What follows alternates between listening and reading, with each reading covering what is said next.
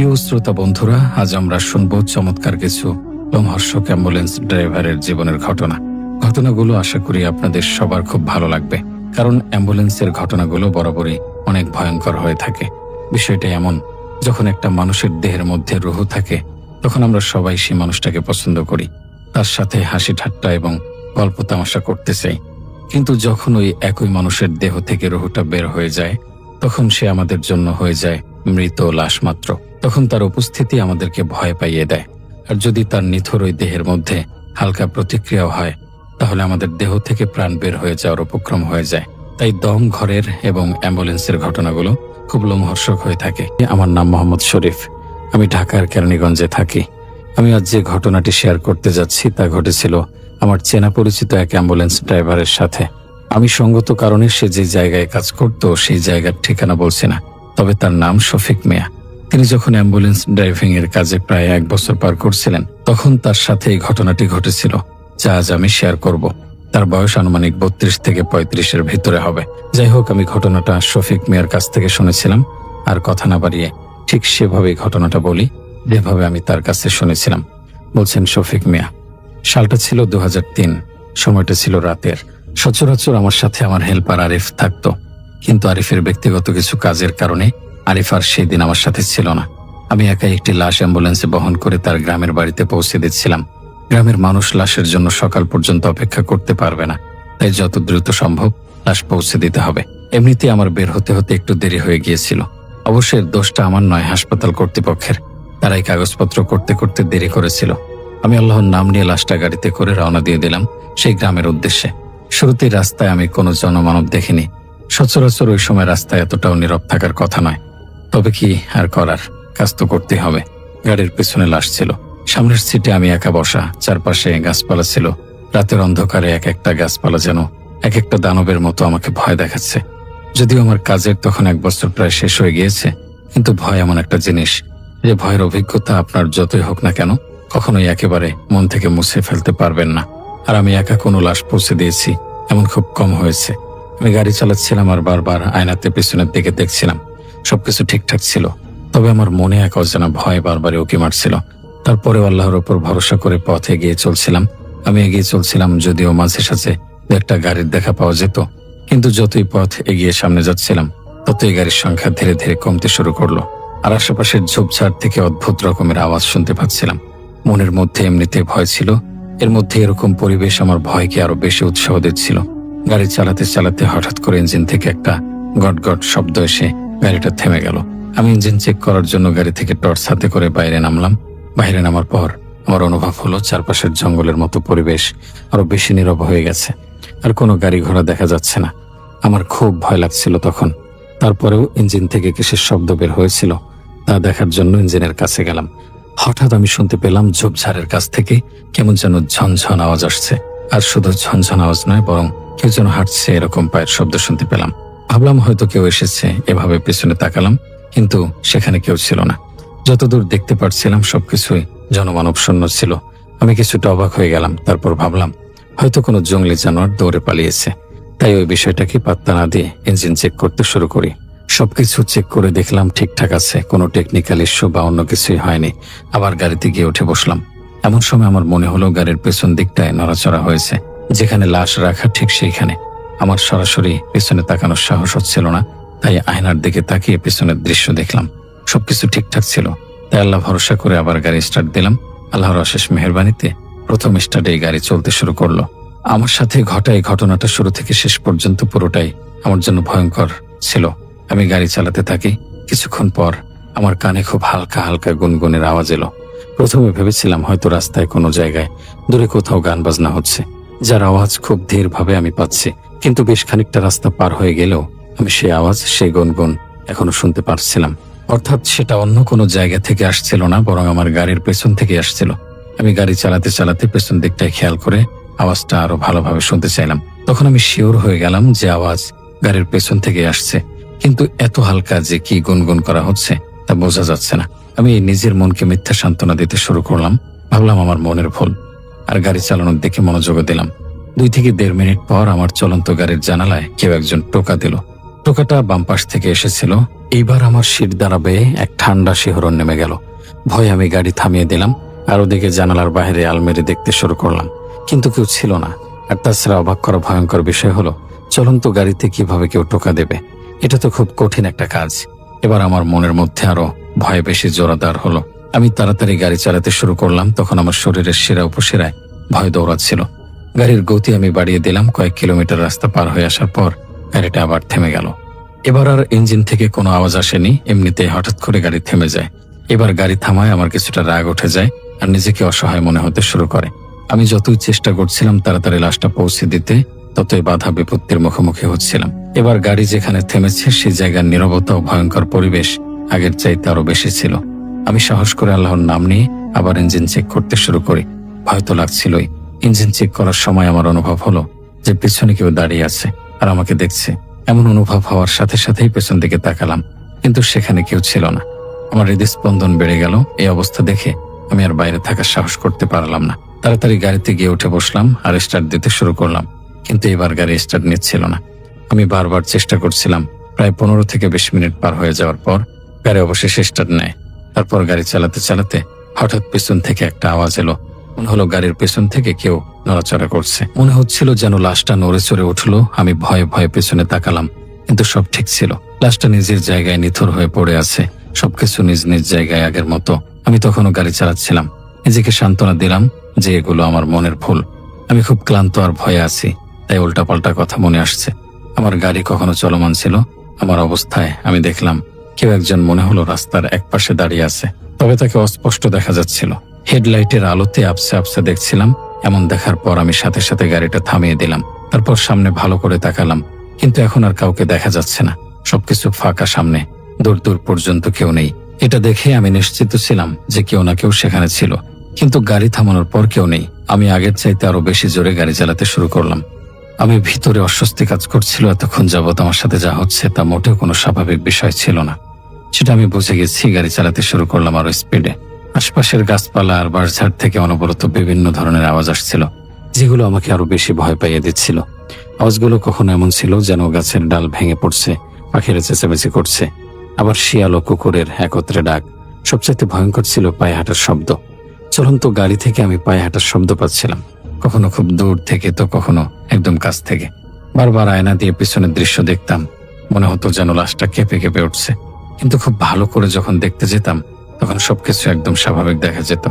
আমি মনে মনে আল্লাহর নাম নিচ্ছিলাম, নিজেকে অনবরত সান্ত্বনা দিচ্ছিলাম, যদিও আমার মন সেই সান্ত্বনাগুলো মানতে নারাজ। কিন্তু কি আর করতাম, সবকিছু উপেক্ষা করে কোনো রকম এগিয়ে যাচ্ছিলাম। কোনো রকম আমি সে ভয়ঙ্কর রাস্তাটা পার করে যেতে চাচ্ছিলাম। আমার খুব ভয় লাগছিল। গাড়ি চালাতে চালাতে হঠাৎ মনে হলো কোনো কিছুর সাথে জোরে ধাক্কা খেয়েছে গাড়িটা। আমি গাড়ি তৎক্ষণাৎ থামিয়ে নিচে নামলাম টর্চ হাতে, কিন্তু গাড়ির সামনে কোনো কিছুই ছিল না, না কোনো জঙ্গলি পশু আর না কোনো গাছের ডাল অথবা মানুষ। টর্চ লাইটটা গাড়ির চাকার দিকে মেরে দেখলাম চাকার নিচ থেকে রক্তের ছাপ শুরু হয়ে রাস্তার সামনের দিকে চলে গেছে। হেডলাইটের আলো আর টর্চের আলো সামনের দিকে মেরে দেখলাম রক্তের ছাপ সামনে যেতে যেতে প্রায় 4-5 ফুট দূরে গিয়ে একদম থেমে গেছে। মনে হচ্ছিল যেন গাড়ির নিচে কোনো কিছু চাপা পড়েছে, যার রক্ত সামান্য দূরে গিয়ে উধাও হয়ে গেছে। ভয় আমার হাত পা কাঁপতে শুরু করলো। দৌড়ে গিয়ে গাড়িতে উঠলাম। এবার আমার কাছে গাড়ির ভেতর এবং বাহির দুটাই খুব ভয়ঙ্কর লাগছিল। গাছ ছমছমে এক পরিবেশের মধ্যে আটকা পড়ে গেছি। জানি না এই অদ্ভুত ঘটনা আর কতক্ষণ চলবে আমার সাথে।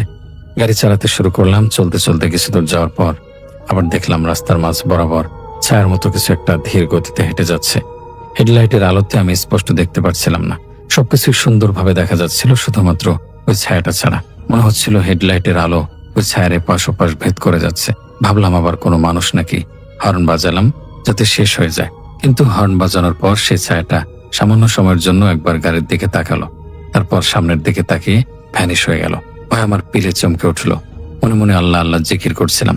সেই ছায়াটা ভ্যানিশ হওয়ার সাথে সাথেই অ্যাম্বুলেন্সের পিছনে ঝাঁকুনি শুরু হলো। সেখান থেকে খটমট আওয়াজ আসছিল, মনে হচ্ছিল কোনো জিনিস নিজের জায়গা থেকে সরে যাচ্ছে।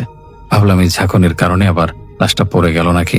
ঝাঁকুনিটা প্রচন্ড ছিল না, আবার নিজে নিজেই থেমে গেল। আমার কাজ শুধু লাশ পৌঁছে দেয়া নয়, বরং লাশকে সহি সালামতে ঠিকঠাক ভাবে পৌঁছে দেয়া। না চাইতেও আমাকে গাড়ি থামিয়ে নিচে নামতে হলো লাশটা ঠিক আছে কিনা দেখার জন্য। ভয়ে ভয়ে কাঁপতে কাঁপতে পেছনের দরজা খুললাম। আমার হাত বেয়ে এমন ভাবে ঘাম ঝরছিল যেন মাত্র হাত ধুয়ে এসেছি। দরজা খোলার পর সবকিছু স্বাভাবিক দেখলাম। লাশটা নিজের জায়গাতে ছিল, কিন্তু লাশের উপর যে কাপড়টা ছিল সেটা নিচে পড়ে আছে। ভেতরে তো বাতাস যাওয়ার কোনো রাস্তা ছিল না। আর আমার মনে আছে লাশের উপরে আমি কাপড়টা দিয়ে নিজ হাতে ঢেকে দিয়েছিলাম। তাহলে এখন প্রশ্ন হলো, কাপড়টা পরলো কিভাবে? আমি তাড়াতাড়ি কোনো রকম আবার কাপড়টা দিয়ে লাশটা ঢেকে দরজা লাগিয়ে দিলাম। আমার সিটে চলে গাড়ি চালাতে শুরু করলাম। এবার সিটে বসার পর আমার মনে হলো কেউ খুব কাছ থেকে অনবরত আমাকে দেখছে। আমি আবারও গাড়ি চালাতে শুরু করলাম। চলতে চলতে কিছু দূর যাওয়ার পর আবার একটি সমস্যা দেখা দিল। রাস্তার সামনে একটা গাছের ডাল পড়েছিল, যেটা সরানোর পর গাড়ির সামনে নেওয়া যাবে, কিন্তু আমি গাড়ি থেকে নামতে চাচ্ছিলাম না। আবার না নামলে ডালও সরানো যাবে না। উপায় না দেখে আমাকে অবশেষে নামতে হলো। আমি ডালটা সরানোর আপ্রাণ চেষ্টা করছিলাম। এমন সময় মনে হলো আমার পেছনে কেউ দাঁড়িয়ে আছে। সাথে সাথে পেছনে তাকালাম, কিন্তু সেখানে কেউ ছিল না। ভয়ে আমার পা কাঁপছিল। আমি তাড়াতাড়ি গাড়ির দিকে চলে আসছিলাম। এমন সময় একটি চাপা আওয়াজ শুনতে পেলাম, দাঁড়াও, যেও না। এই আওয়াজটা খুব হালকা আসছিল, কিন্তু আমি স্পষ্ট শুনতে পেলাম। আমি তারপরেও গাড়িতে উঠে বসলাম। ভাবলাম এখান থেকে ফিরে যাব। আমি ওই আওয়াজটা ভোলার চেষ্টা করছিলাম, কিন্তু বারবার মনে পড়ে যাচ্ছিল। মনে হচ্ছিল আমার মাথার ভেতর থেকে আওয়াজ বের হচ্ছে। আমি খুব দ্রুত গতিতে গাড়ি চালাতে শুরু করলাম। আমার মনে হলো রাস্তার দুই পাশের গাছগুলো অনেকটা কাছে চলে এসেছে। মনে হচ্ছে রাস্তার উপরে উঠে যাবে এমন অবস্থা। গাড়ি চালাতে চালাতে আরো খেয়াল করলাম রাস্তা কেমন যেন ধোঁয়াশা ধোঁয়াশা হয়ে যাচ্ছে, কিন্তু সেটা শীতের সময় ছিল না যে কুয়াশার কারণে এমন দেখা যেতে পারে। হঠাৎ সেই ছায়াটা একবার আমার চলন্ত গাড়ির ডান দিকে চলে যাচ্ছিল, কখনো বাম দিকে, আবার কখনো আয়নায় তাকিয়ে দেখতাম গাড়ির পিছনে। আমার বুঝতে বাকি ছিল না যে এটা খারাপ কোনো জিনিস। মনে মনে বারবার আল্লাহর নাম নিচ্ছিলাম। মনে হলো লাশটা কেউ যেন টেনে হিঁচড়ে নিচে নামাচ্ছে। আমি ভয়ে ভয়ে সিটের পাশে থাকা ছোট্ট জানালা দিয়ে লাশটা দেখার চেষ্টা করলাম। এবার আমি যে অবস্থা দেখলাম তাতে আমার পিলে চমকে উঠল। আমি দেখলাম লাশটা নিচে পড়ে আছে। সাথে সাথে আমার শরীরে কাঁপুনি শুরু হয়ে গেল। আমি আর লাশটা ওঠানোর জন্য গাড়ি থেকে বের হওয়ার সাহস করতে পারছিলাম না, কিন্তু প্রচন্ড অন্ধকার ছিল চারিদিকে। লাশটা যে স্ট্রেচার থেকে নিচে পড়ে গেছে শুধু সেটাই বুঝতে পারছিলাম, তবে নিচে পড়ে কোন অবস্থায় আছে তা দেখতে পারছিলাম না। টর্চ মেরে দেখার সেই সুযোগ ছিল না, কারণ টর্চটা তখন জ্বলছিল না। মোবাইলের লাইট জ্বালানোর চেষ্টা করলাম, কিন্তু মোবাইলও বন্ধ হয়ে গেল। না চাইতেও আমাকে গাড়ি থেকে নেমে লাশের কাছে যেতে হলো। দূর দূর পর্যন্ত কোনো আলো দেখা যাচ্ছিল না। তবে আমি প্রায় গ্রামের রাস্তায় এসে পড়েছিলাম, এটা ভালোভাবেই বুঝতে পারলাম। কিন্তু কোন জায়গায়ও একটি বাড়ির মধ্যে আলো দেখতে পেলাম না। এতটাই গ্রামের কাছাকাছি এসে পড়েছিলাম যে বাড়িঘর দেখা যাচ্ছিল। এবার বাইরে বের হয়ে আমার কাছে মনে হলো যে বাতাসটা খুব ঠান্ডা। আমি এদিক ওদিক আর বেশি না তাকিয়ে অ্যাম্বুলেন্সের দরজা খুললাম। অন্ধকারে যা দেখলাম তা দেখার পর আমার মুখ দিয়ে জোরে এক চিৎকার বের হয়ে গেল। আমি দেখলাম স্ট্রেচারের ওপর লাশটা রাখা, আর ওপর চাদর দিয়ে ঢাকা আছে। কিন্তু একটু আগেও আমি দেখেছি লাশটা স্ট্রেচারে ছিল না, তাই ভেবেছিলাম নিচে পড়ে গেছে। কিন্তু এখন এসে দেখি লাশ নিজের জায়গায় আছে। আমি তাড়াতাড়ি ধাপ করে দরজা লাগিয়ে দিলাম আর দৌড়ে সিটের দিকে যাচ্ছিলাম। তখন আমার গাড়ির হেডলাইট গুলো বন্ধ হয়ে গেল, কিন্তু আমি গাড়ির মধ্যে বসে পড়লাম। এবার গাড়ির মধ্যে বসে পড়ার পর আমার এমন একটা জিনিসের কথা মনে পড়লো যে আমার মাথাটা একদম ঘুরিয়ে দিয়েছিল। আমার মনে পড়লো যে আমি তো রাস্তার মাঝখানে গাছের ডাল সরাতে না পেরে আবার উল্টো রাস্তা ধরেছিলাম। ভেবেছিলাম ফেরত চলে আসব।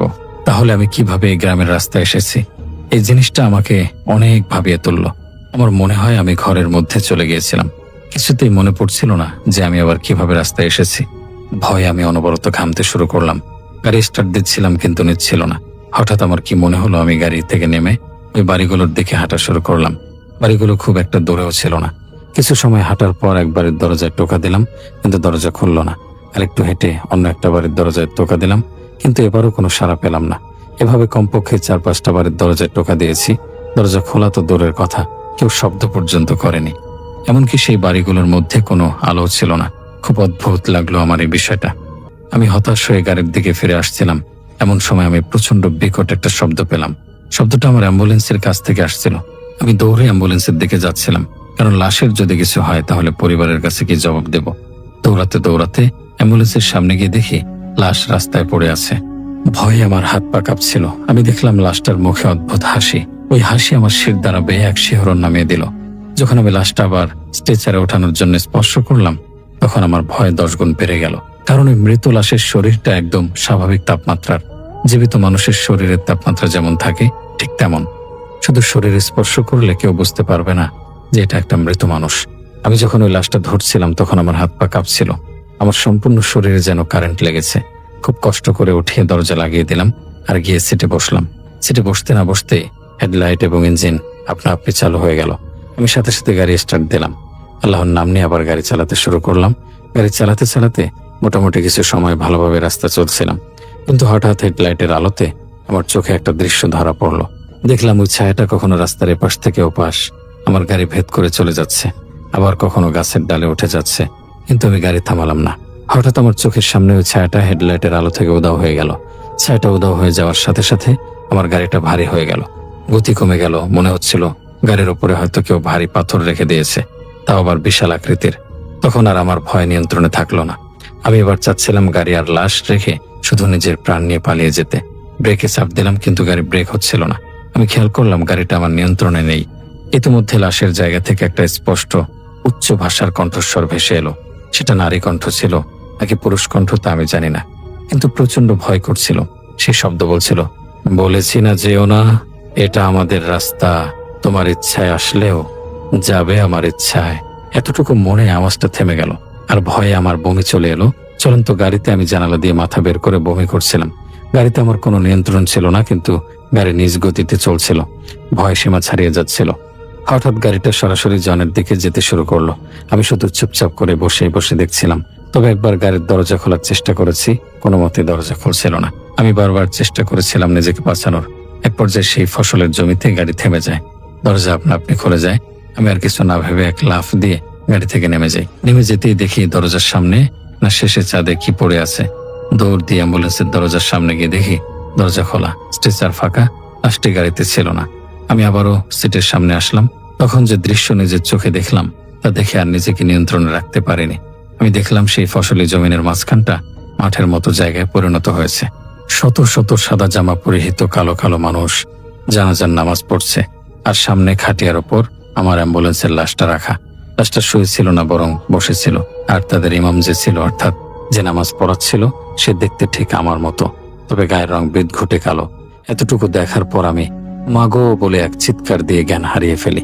তারপর কি হয়েছে তা আমি জানি না, তবে জ্ঞান ফিরে আমি দেখি সেই লাশের পরিবারের বাড়িতে শুয়ে আছি। আর তাদের কাছ থেকে জানতে পারি যে তারা আমাকে তাদের বাড়ি থেকে কিছুটা দূরে ফজরের সময় অজ্ঞান হয়ে পড়ে থাকতে দেখেছিল। লাশ নাকি গাড়ির ভেতরে ছিল, আর আমি গাড়ির দরজার সামনে পড়েছিলাম। সকালে মানুষ যখন ফজরের নামাজ পড়তে যাচ্ছিল, তখন এক বৃদ্ধ লোক আমাকে দেখে আর আশপাশের মানুষ ডাক দেয়। সেখান থেকে একজন ওই লাশের মুখ চিনে তাদের পরিবারের মানুষকে খবর দেয়, আর তারা এসে লাশ নিয়ে যায়। আমাকেও নিয়ে আসে। আমার যখন জ্ঞান ফিরছিল, তখন আমার সম্পূর্ণ শরীর ব্যথায় জড়ো হয়ে গিয়েছিল। জ্বরে শরীর পড়ে যাচ্ছিল, আমি উঠতেও পারছিলাম না। তখন লাশের পরিবারকে অনুরোধ করলাম আমাকে কোনো মতে হাসপাতালে পৌঁছে দিতে। তারা আমাকে বলল যে আমার শরীরটা একটু ভালো হলে দিয়ে আসবে, কিন্তু রাতে আমি যে অবস্থায় পড়েছিলাম সেগুলো মনে পড়ায় একদণ্ড এখানে থাকার সাহস হচ্ছিল না। আমি জোরাজুরি করতে শুরু করলাম, তাই তারা রাজি হয়ে আমাকে সেই দিন সকালেই গাড়িসহ হাসপাতালে নিয়ে এলো। এরপর টানা 3 মাস আমি কাজে যাইনি, তাই সেখান থেকে আমার চাকরিটা হাতছাড়া হয়ে যায়। তবে চাকরির হাতছাড়া হওয়ার পর আর কখনো অ্যাম্বুলেন্স ড্রাইভিং এর কাজে যাওয়ার সাহস হয়নি আমার জীবনে এই ঘটনা একটা চরম শিক্ষা ছিল। সেদিন আল্লাহর অশেষ মেহেরবানির কারণে হয়তো আমি বেঁচে ফিরেছি। ইমরান ভাই, এই ছিল আমার পাঠানো অ্যাম্বুলেন্স ড্রাইভারের ভৌতিক ঘটনা। আমি দেখেছিলাম যখন তিনি আমাকে এই ঘটনাটি বলছিলেন, তখনও তার ঘাম ছুটছিল। তিনি আসলে এই প্রচন্ড ভয়ের মুখোমুখি হয়েছিলেন। ভালো লাগলে অবশ্যই আপনার চ্যানেলে শেয়ার করবেন। আমি অপেক্ষায় থাকবো আপনার কণ্ঠে আমার পাঠানো এই ঘটনাটি শোনার জন্য। আশা করি অবশ্যই আমার ইমেলটি সিলেক্ট হবে। প্রিয় শ্রোতা বন্ধুরা, ঘটনাটি আপনাদের কাছে কেমন লাগলো তা অবশ্যই কমেন্টে লিখে ফেলুন।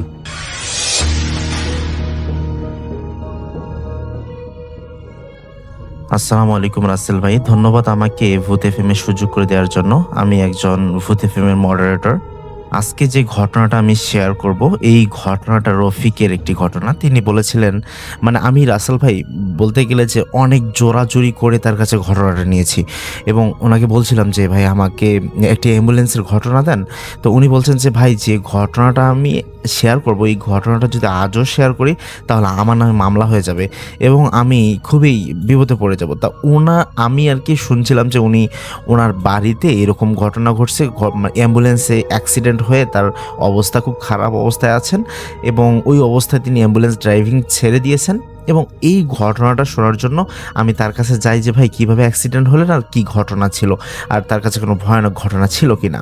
তো উনি রাসেল ভাই আমাকে বলছেন যে হ্যাঁ ভাই আমার কাছে একটা ঘটনা আছে, তবে আমার নাম বলা যাবে না, এই নামটা যদি কোনোভাবে প্রচার হয়ে যায় তাহলে হয়তো ভাই এখন পর্যন্ত আমার নামে মামলা হতে পারে।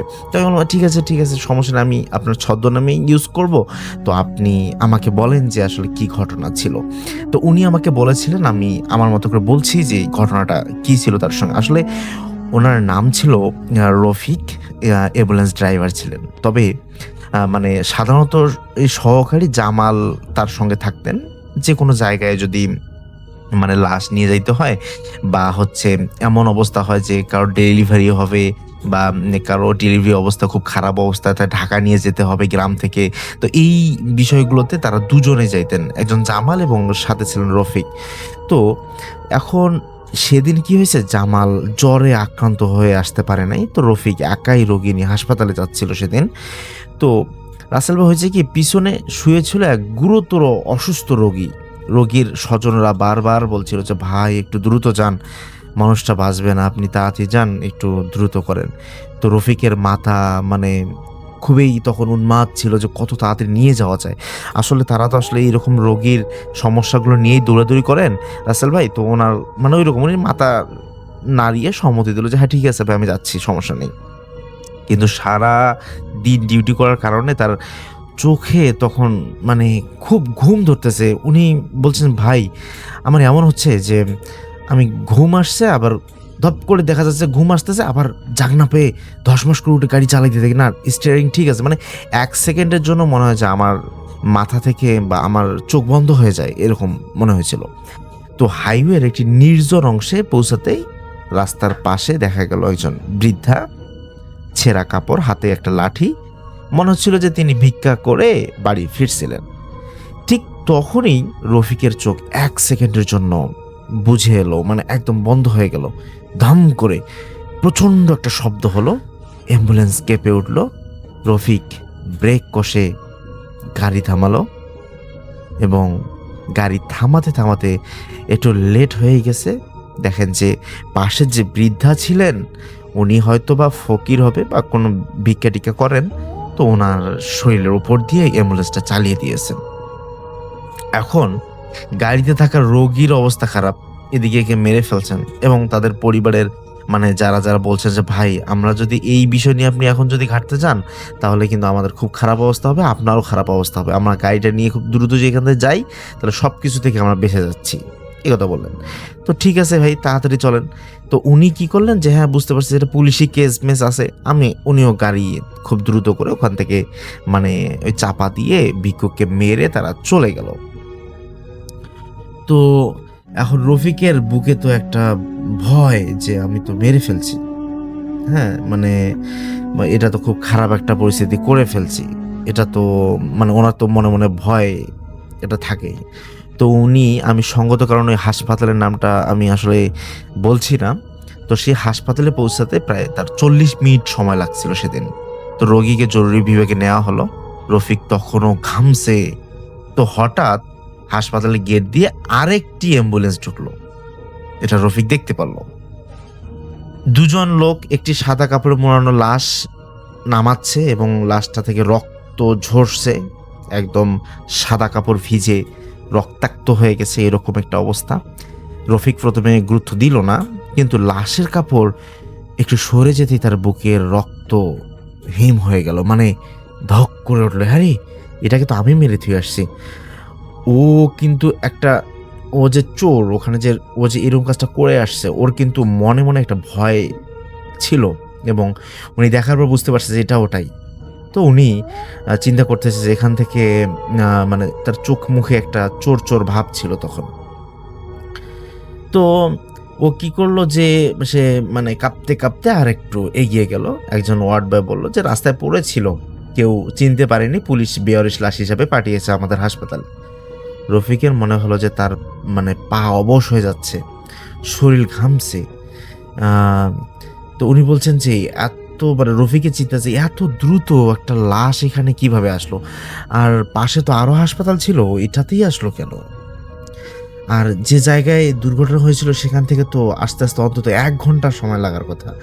তবুও সে কিছু বলল না, কারণ সত্যি বললেই তো আর ওর জীবন ধ্বংস হয়ে যাবে, যেহেতু ওর চাকরি চলে যাবে, অ্যাম্বুলেন্স চালাতে পারবে না, পুলিশি কেসে পড়ে যাবে, হ্যাঁ, জেলও হতে পারে।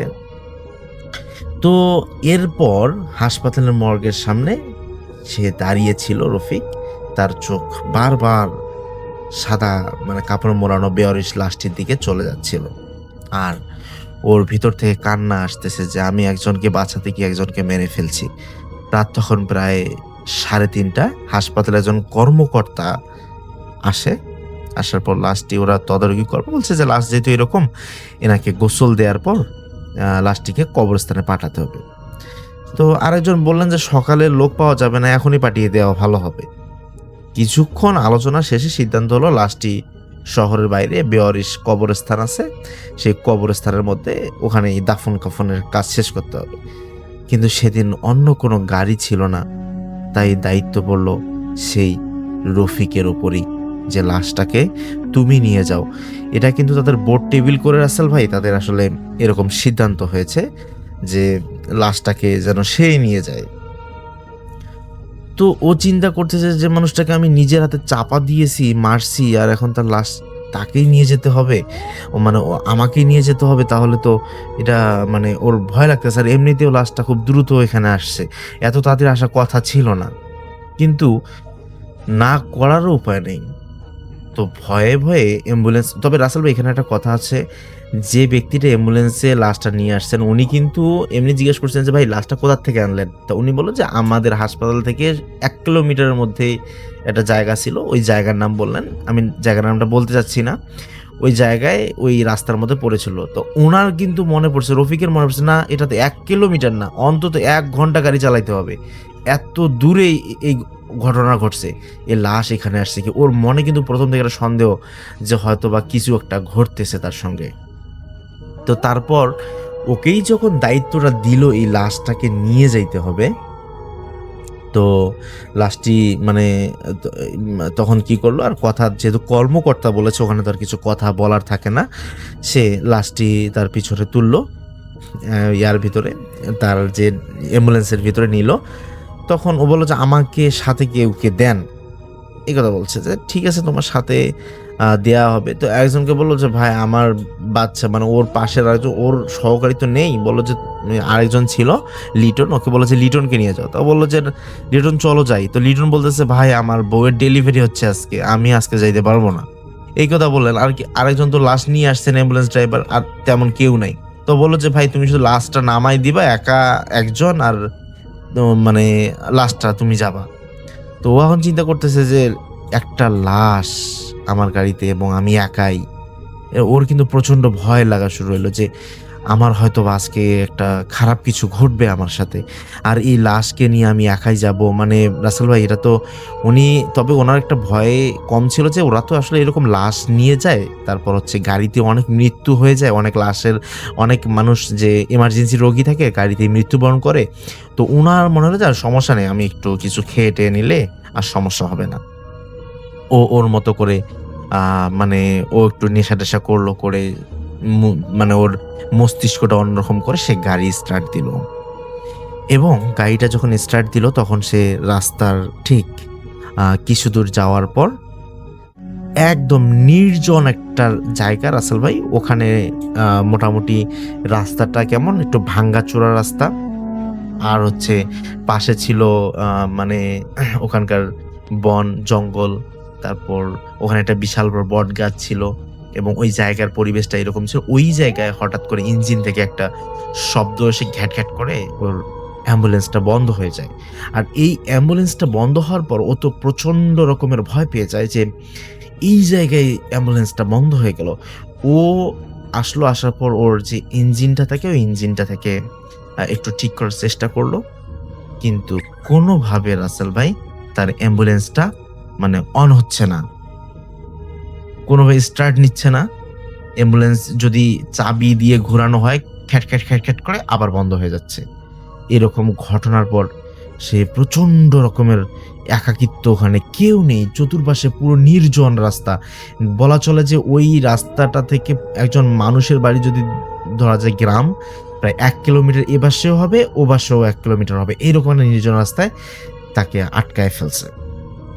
রীতিমধ্যে হঠাৎ করে সে দেখে যে তার সামনে সেই লাশ, মানে যে বৃদ্ধকে, মানে যে বৃদ্ধাটাকে মারছিলেন সে, এই মানে ফকির ভিক্ষুক, ওনার অনুরূপ ন্যায় মানে কিছু মানে অবয়ব তার সামনে দাঁড়িয়ে গেছে জিন আকৃতি নিয়ে, এবং ওনার স্ট্রেচারে যে লাশটা নিয়েছেন, যে এটাকে দাফন কাফনের কাজ করবেন, সেই স্ট্রেচারের ভিতরে থাকা সেই লাশটিও দাঁড়িয়ে গেছেন।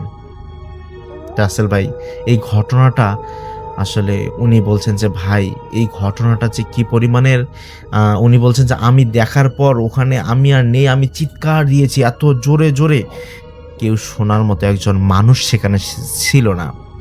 পরে ওইটা দাঁড়িয়ে নাকি কেমন মাথা বাঁকা করে ওর কাছাকাছি আসতেছে ওকে ধরার জন্য, এরকম একটা অবস্থা। তারপর রাসেল ভাই উনি বলছেন যে ভাই আমাকে মনে হচ্ছিল পেছন থেকে 3-4 জন ধরে ওনাকে আর কি অ্যাম্বুলেন্সের উপর থেকে এত জোরে ফালাচ্ছেন রাস্তার মধ্যে যে তার হাড় গোড় পা ভেঙে যাচ্ছে, এরকম উপক্রম একটা অবস্থা। তার অবস্থা সে অনেক হাত টাত ভেঙে গেছে, নুলা হয়ে গেছে, এরকম পরিস্থিতি। তো এরকম ঘটনা তার সঙ্গে ঘটতেছে। ঘটতে ঘটতে ওকে আবার আরেকজন এসে এক চটকায়া, যে বট গাছ ছিল, বট গাছের একটা ডাল ছিল, ডালের মধ্যে তাকে মানে কাপড় যেভাবে নেড়ে দেয় রাসেল ভাই, ওইভাবে ওকে রাখছে। রাখার পর ওই অবস্থায় সে ওখানেই সেন্সলেস হয়ে যায়। তো আমাকে ওই গ্রামের একজন মানুষই নিয়ে আসছে। উনি আর কি সকালবেলা সেদিন নাকি খেজুরের রস কাটতে যান, সকাল সকাল ওই খেজুরের রস কাটতে গিয়ে উনি ওই জঙ্গলের ভিতর খেজুরের গাছ আছে অনেক, ওইখানে ঢুকে খেজুরের গাছ নিয়ে আসে, তো রস করেন। তো ওনাকে দেখে বলছেন যে না, খেজুরের রস আনতে যায়।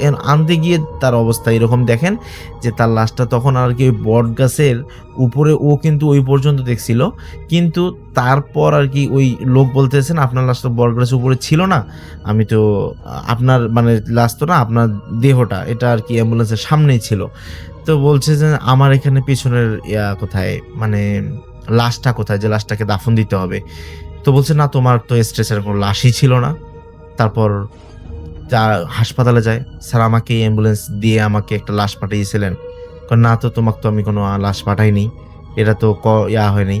তাহলে এই কর্মকর্তার যে বিষয়টা, তারপর মানুষজন যারা ছিল, সব বিষয়টাই যে মানে একটা জিনের যে সাজানো ছিল, হ্যাঁ, এটা আসলে ও নিজেও, রফিক নিজেও বুঝতে পারে নাই, এজন্য যে তার এরকম একটা ঘটনা ঘটবে। পরে হাসপাতালের সকল রেকর্ড চেক করে দেখা হয় যে সে নাকি, তাকে কোনো রকম কাজই দেয়নি, কোনো মানে লাশ নিয়ে যে সে কোনো কবরস্থানে যাবে এরকম দায়িত্বও তাকে দেওয়া হয় নাই। সে কোথার থেকে কোন লাশ নিয়ে গেছে, তার মানে এই ঘটনাগুলো জিন ঘটাইছেন, এবং জিন একজন লাশ সেজেছেন এবং অনুরূপ একটা আকৃতি ধরেছেন। ধরার পর তাকে হয়তোবা এরকম নিয়ে গিয়ে শাস্তি দেবেন, এই কাণ্ডটা ঘটাইছে তার সঙ্গে। তারপর থেকে তার হাতের অবস্থা খুবই খারাপ রাসেল ভাই। এখন পর্যন্ত তিনি শুধুমাত্র বাড়িতে হুইল চেয়ারে বসে খাওয়া দাওয়া করেন। এই যে তারপর থেকে তো আর মানে তিনি অ্যাম্বুলেন্স দেখলেই মনে হয় ভয় পায়, এরকম একটা পরিস্থিতি তৈরি হয়েছে। আর রাসেল ভাই এখন পর্যন্ত উনি তারপর কিন্তু ওই মনে মনে আমাকে বলছে যে ভাই আমি মনে মনে কিন্তু লাশটার খবর নিয়েছিলাম, যে লাশটাকে আমি মেরেছিলাম। তারপরে শুনতে পারে যে ওই লাশটি পাশের একটা গ্রামের একটা রুম, মানে একটা ছোট একটা ছনের ঘর ছিল, ওই ঘরে ওই ভিক্ষুকটা থাকতেন। আর ওখান থেকে উনি সোয়াল করতেন, মানুষের বাড়ি থেকে ভিক্ষা করে, মানে যতটুকু চাল পাইতেন ওটা বিক্রি করে খরচ টরচ করে ওই একাই রান্না করে একাই খাইতেন। তাকেই নাকি মেরে ফেলছে। আর এইটা মানে হয়তো বা তারপর উনি আন্দাজ করে বলছেন যে ভাই এটা হয়তো বা এরকম হয়েছে যে আমি আসলে হয়তো বা জিনরা এটা সহ্য করতে পারে না আমার অন্যায়টা, এজন্য জিনরা হয়তো আমাকে শাস্তিটা দিয়েছেন। তো রাসেল ভাই এটাই ছিল ঘটনা। তো আশা করব ঘটনাটা কেমন লাগলো সেটা আমাকে জানাবেন। আজকে এ পর্যন্তই, দেখা হবে পরবর্তী কোনো ঘটনাতে। আমি রাকিব আল হাসান। অনেকে বলেছিলেন যে আমার ঘটনা, অ্যাম্বুলেন্সের ঘটনা চেয়েছিলেন, তো ফাইনালি একটা পেয়েছি অনেক চেষ্টা করে। তো ধন্যবাদ সবাইকে, আল্লাহ হাফেজ।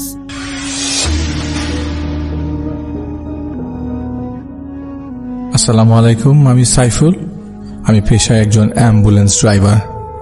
সত্যি কথা বলতে কি, আমি এই পেশায় কখনোই আসতে চাইনি, কিন্তু জীবনের তাগিদে আজকে এই পথে। ঠিক করেছিলাম যে আর যাই করি না কেন, অ্যাম্বুলেন্স যতদিনই চালাই না কেন, কখনো লাশ তুলব না গাড়িতে। আজ আপনাদের সেই ঘটনা শোনাবো। এটা আমার নিজের সাথে ঘটে যাওয়া একটি ঘটনা। 28 মে 2005 সাল। তারিখটা মনে থাকবার কারণ হলো সেদিন আমার ছোট মেয়ের জন্মদিন ছিল। ঢাকায় আমি নিজে এক রুম ভাড়া নিয়ে থাকতাম, আর পরিবার থাকতো আমার ফরিদপুর নিজ গ্রামে। তো সেই রাতে একটা রোগীকে হাসপাতালে নামিয়ে অপেক্ষা করছিলাম হাসপাতালের গেটের বাইরে। রাত প্রায় 11টা। বাইরে এত শীত যে অ্যাম্বুলেন্সের ভেতরেও বসে ভালোই শীত লাগছিল। হঠাৎ কানের পাশে কে যেন কিছু একটা বলছিল। সাথে সাথে আমার গাড়ির ভেতরে ঠান্ডা পরিবেশ গরম হয়ে গেল। তৎক্ষণাৎ শুরু হয়ে গেল মাথা ব্যথা। এত তীব্র ব্যথা যা থাকতে পারলাম না। বাসায় এসেই লেপ মুড়ি দিয়ে শুয়ে পড়লাম। আমি জানি সেন্সটা তখনও ছিল। এত গভীর ঘুমে তখনও যায়নি। আমার নাম ধরে কেউ একজন ডাক দিল, আর তখন ধপাস করে আমার খাটে কেউ বসে পড়ল, যেটা আমি বুঝতে পারলাম। বিশ্বাস করবেন কিনা জানি না, আমি লেপ থেকে মাথা বের করে দেখতে পাই ঠিক পায়ের কাছে একজন বসে আছে। সেটা পুরুষ ছিল। পেছন সাইড দেখে মনে হচ্ছিল কাপড়ের কিছু অংশ ছেঁড়া। আমি ভয়ে মোবাইলের টর্চ জ্বালিয়ে ভালোভাবে দেখতে যাব, তখন দেখি সেই অবয়বটা খাট থেকে উঠে নিমিষেই গায়েব হয়ে গেল। 32 বছরের জীবনে এই প্রথম কোনো ভয়ানক অভিজ্ঞতার মুখোমুখি হলাম। সেই রাতে এতটাই ভয় পেয়েছিলাম যে টানা 2-3 দিন আমার জ্বর ছিল ভয়ে। সুস্থ হয়ে আবারও কাজে বের হলাম। তবে সমস্যাটা যে এখান থেকে টানা আমার সাথেই ঘটবে তা আমি আগে থেকে জানতাম না। একটা অবয়ব আমার সামনে প্রায় আসে, কিছু হয়তোবা কানের পাশে এসে বলতে চায়। না, আমি স্কিজোফ্রেনিয়ার পেশেন্ট না। স্পষ্টভাবে বোঝা যায় না, আবার এমনও হয় আমার সামনে দেখা যায়। বিশেষ করে আমি যখন সেই অবয়বটার অস্তিত্ব বুঝতে পারি, তখন শরীরটা নিচ থেকে বেশ ভার হয়ে যায়, আর আমি মাথা ব্যথা অনুভব করি। এমনকি আমি অ্যাম্বুলেন্স নিয়ে রানিং অবস্থায় থাকলেও একই সমস্যায় পড়তাম। যেমন এক রাতে রোগী নামিয়ে দিয়ে বাসার দিকে ফিরছিলাম। প্রায় আধা ঘন্টা ড্রাইভ করার পর মেন রাস্তায় উঠব। রাস্তা ছিল গাজীপুরের কালীগঞ্জ থেকে পুবাইলের বাইপাস রাস্তা। গাড়ি চালাচ্ছিলাম, এমন সময় পেছন থেকে কেউ আমার নাম ধরে পেছনে তাকাতে বলে। আমি তাকাতেই সেই অবয়বটাকে দেখি। সাথে সাথে গাড়ির স্টার্টটা আমার বন্ধ হয়ে গেল। আমি রাস্তায় বের হয়ে যাই। ভয় আর ভেতরে যেতে চাইছিলাম না। এমন সময় ভাগ্যক্রমে আরো 2-3টা গাড়ি রাস্তা অতিক্রম করবার সময় আমি গাড়ি স্টার্ট দিয়ে তাদের ফলো করে মেইন রোডে উঠে বাসায় চলে আসি। সেই রাতে বাসায় আসবার পর অ্যাম্বুলেন্স গ্যারেজে পার্ক করবার পর যা দেখি তা যেন ভয়ে বুক কাঁপিয়ে দেওয়ার মতো অবস্থা। পেছন সাইড খুলবার পর দেখি অ্যাম্বুলেন্সটা জোরে কয়েকবার নিচ থেকে ঝাঁকি দিল। তড়িঘড়ি করে বাসায় এসে পড়ি। সিদ্ধান্ত নিয়ে ফেলি এভাবে আর সম্ভব না। বাড়ির কাউকে তো জানানো যাবে না, তাই এলাকার যে মসজিদ আছে সেখানে হুজুরকে বিষয়টা জানাই। পরের দিন আমি তাই করলাম। দিনের বেলা হুজুরকে আমার সম্পূর্ণ ঘটনা খুলে আমি তাকে বললাম। তিনি এক কথাই বলল যে, আপনি কি নামাজ কালাম পড়েন? উত্তর আমি বললাম, না হুজুর, ওভাবে জুম্মা নামাজ ছাড়া তেমন নামাজ পড়তে পারি না। হুজুর বলেন, 5 ওয়াক্ত নামাজ শুরু করে আল্লাহর কাছে ক্ষমা চান, আল্লাহই আপনাকে পথ দেখাবেন। আমি আল্লাহর নাম নিয়ে নামাজ শুরু করে দিই। এমনকি আমি এতটাই নামাজ পড়ছিলাম যে তাহাজ্জুদের নামাজ তো আমি বাদ দিতাম না। আলহামদুলিল্লাহ, কয়েকদিন আগেও ঘরে যে সমস্যা ফিল করতাম, নিজের সাথে যে সমস্যা, প্যারানর্মাল জিনিস ফিল করতাম, তা এখন আর আগের মতো নেই। সব ঠিক হয়ে গেছে। সপ্তাহখানিক পরের কথা, এক রাতে নামাজ পড়ে ঘুমানোর পর স্বপ্ন দেখি। স্বপ্নের ইনসিডেন্টটা আমার সাথে কয়েক মাস আগে ঘটেছিল। ঢাকার পাশেই এক এলাকার বিল্ডিং ধসে বহু মানুষ হতাহত হয়েছিল। একের পর এক লাশ বিল্ডিংয়ের নিচে আটকানো ছিল। মানুষের বাজবার যে আকুতি, তা আমি নিজের চোখে যা দেখেছিলাম সেটা স্বপ্ন দেখতে পাচ্ছি। আমি নিজের অ্যাম্বুলেন্সে অনেক আহত ব্যক্তিকে হাসপাতালে পৌঁছে দিয়েছিলাম। স্বপ্নে কিন্তু তাই দেখেছি। আচমকা কোনো কারণে ঘুম ভাঙে। উঠে ভাবতে থাকি, এমন কেন দেখলাম? আবারও ঘুমিয়ে পড়ি। এবার আমি স্বপ্নের মাঝেই দেখছি বাকি অংশ। যেন আমি কখনো লাশ নিয়ে অ্যাম্বুলেন্সে উঠবো না বলে প্রতীক্ষা করেছিলাম, এই প্রথম মানুষের হাহাকার দেখে নিজেকে ঠিক রাখতে পারিনি। 4টা লাশ নিয়ে আমার গাড়িতে তোলা হলো, যেন হাসপাতালে পৌঁছে দিয়ে আসি। লাশগুলো তুলবার পর আমি অ্যাম্বুলেন্স নিয়ে হাসপাতালের উদ্দেশ্যে রওনা দিই। ব্যাস, স্বপ্নে আর কিছু দেখতে পেলাম না। বাইরে ফজরের আজান দিচ্ছিল। সারাদিন ভাবতে থাকি আগের এই ইনসিডেন্ট কেন আবার আমি দেখলাম। যাই হোক, শুরু হয়ে গেল নতুন আরেক সমস্যা। হয়তো কেউ আমাকে ভয় দেখার জন্য এরকম করতে পারে, কিন্তু কেউ তো আমাকে ভয় দেখায় না। তবে এমন একই স্বপ্ন মাঝে মাঝে দেখা শুরু করি। এ থেকে মুক্তি পেতে আমি সেই রাতে তাহাজ্জুদ পড়ে 1টা পর্যন্ত জিকির করে শুয়ে পড়ি। আজ আমি স্বপ্নে দেখি ওই যে 4টা লাশ তুলেছিলাম আমার গাড়ির পিছনে, তাদের নিয়ে হাসপাতালে যাওয়ার পথে কে যেন আস্তে আস্তে বলছে, ভাই পানি হবে, পানি চাই, আমাকে পানি দিবেন খেতে, খুব কষ্ট হচ্ছে। আমি পিছে তাকিয়ে দেখি একজন লোক এখনো বেঁচে আছে। যেহেতু গাড়িতে আমি একাই আর হাসপাতালে যাওয়াটাও আগে জরুরি, তাই লোকটাকে কে যেন বলি যা স্বপ্নের মাঝে মনে ছিল না। আমি যেটা বলেছিলাম সেটা স্বপ্নের মাঝে মনে ছিল না, শুধু এতটুকু মনে আছে গাড়িটা টান দিয়ে হাসপাতালে নিয়ে যাই। সেই রাতেও ভেঙে যায় আমার স্বপ্ন। ঘুম থেকে উঠে মনের অজান্তে চোখ দিয়ে পানি চলে আসে। মনে পড়ে সেই লোকটার কথা। 4 জনের সবাইকে মৃত ভাবলেও তিনি বেঁচে ছিলেন। আমার কাছে পানি চেয়েছিলেন। আমি ভেবেছিলাম অ্যাম্বুলেন্স থামিয়ে পানি না দিয়ে একবারে হাসপাতাল গেলে হয়তো লোকটাকে বাঁচানো সম্ভব। কিন্তু আফসোস, হাসপাতালের গেট ঢুকবার পর যখন স্ট্রেচারে করে 4 জন নিয়ে যাচ্ছিল, তখন আমি ডিউটি ডাক্তারকে বলি, এই যে আপা, এই লোক বেঁচে আছে, পানি চাইছিল, ওনাকে ইমার্জেন্সি ট্রিটমেন্ট দিন। ডাক্তার পালস চেক করে দেখেন তিনি আর বেঁচে নেই। কষ্টে চিৎকার দিয়ে কেঁদেছিলাম। আমি কি তাহলে একজন মৃত্যু পথযাত্রীকে পানি দিতে পারলাম না? সকালে ঘুম থেকে চিন্তায় পড়ে যাই, তাহলে এই লোকটার অবয়ব কি আমার সামনে আসতো, নাকি এগুলো আমার কল্পনা ছিল? কিন্তু এতবার সেই অবয়ব আমার সামনে এসছে, এটা তো ভুল হবার কথা না। যাই হোক, 2 দিন পর এক লোকের অনেক অনুরোধে ওনার চাচার লাশ নিয়ে সিলেট দিয়ে আসি। দিয়ে আসার পর ব্যাক করবার পথে ভাবলাম সেখানে বেশ নামকরা একটা মাজার আছে, সেটা জিয়ারত করব। আমি তাই করি। 3 ঘন্টা সেই মাজারে ছিলাম। রাত 2টার কাছাকাছি মাজারের ভেতরে লোকজন কিছু সজাগ, আর বেশিরভাগ লোক ফ্লোরেই শুয়ে পড়া ছিল। এমন সময় আমি নিজ চোখে সর্বোচ্চ 10 থেকে 15 হাত দূরে এক লোককে দেখি, যার পরনে ছিল কালো পাঞ্জাবি পায়জামা আর কাঁধে লাল গামছা। বয়স আনুমানিক 60 বছর হবে। তিনি এক দৃষ্টিতে আমার দিকে তাকিয়েছিলেন।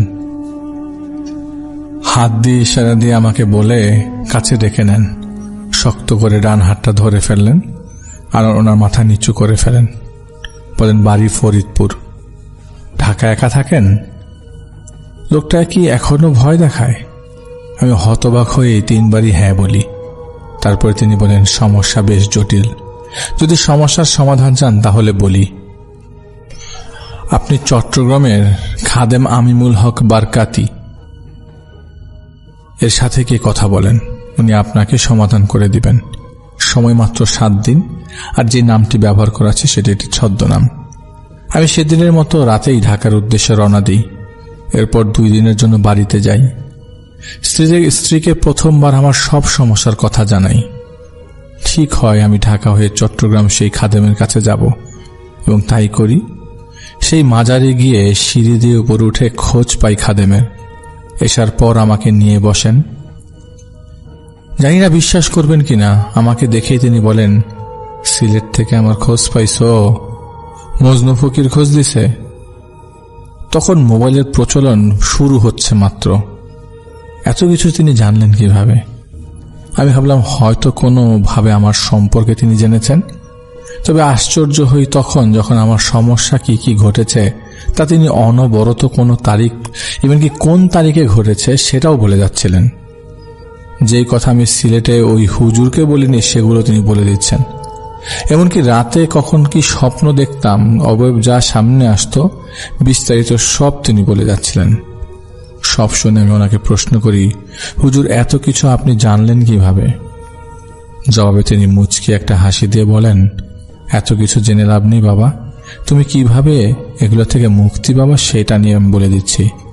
আগামী 1 মাসে আরবি 7 তারিখে 7 বিজোর রাতে রোজা রাখবা আর 12 জন মিসকিনকে একবেলা খাওয়াবা। সেই খাদেম এইটুকু বলেই সেখান থেকে উঠে যান। আমি ওনার সাথে দাঁড়িয়ে এটা জিজ্ঞাসা করতে যাব যে আমি এই অবয়বটাকে কেন দেখি, আমি কি জিজ্ঞাসা করব? উনি নিজেই আমাকে বলেন, সাইফুল তুমি জানতে যাচ্ছ অবয়বটা কে, তাই না? কেন দেখতে পাও? এই তো শোনো, লোকটা তোমার কাছে পানি চেয়েছিল, কারণ মৃত্যুর আগে সে ভেবেছিল পানি খেতে পারলে হয়তো কিছুটা হলেও শান্তি পাবে, কিন্তু তা তো আর হয়নি। যাই হোক, ওর কারিন তোমার আশপাশ ঘুরতো। আমি যা বললাম তা মেনে চলো, 1 মাস দেখো কি হয়। আমি খাদেমকে সালাম বিনিময় করে বললাম, হুজুর আমি কি আবার 1 মাস পরে আসব? তিনি কিছু না বলেই আবারও মুচকি হাসি দিয়ে সেখান থেকে ভেতরে চলে গেলেন। আমি মাজার গেটের বাইরে যেতে যেতে ভাবতে থাকি, আচ্ছা খাদেম আমার নাম জানলো কিভাবে? এরপর আমি ঢাকায় চলে আসি। ওনার কথা অনুযায়ী সব কাজ করে 1 মাস পর আবার সেই মাজারের সামনে যাই, কিন্তু ওনার নাম বলার পর ওনাকে কেউ চিনতে পারল না। বলে এই নামে নাকি এখানে কোনো খাদেমই নাকি নাই। আজ পর্যন্ত জানি না কে ছিল সিলসিলেটের সেই ব্যক্তি আর কেই বা ছিল সেই খাদেম, তবে আজ অবধি আমার কোনো সমস্যা হয়নি। ভালো থাকবেন সবাই, ধন্যবাদ।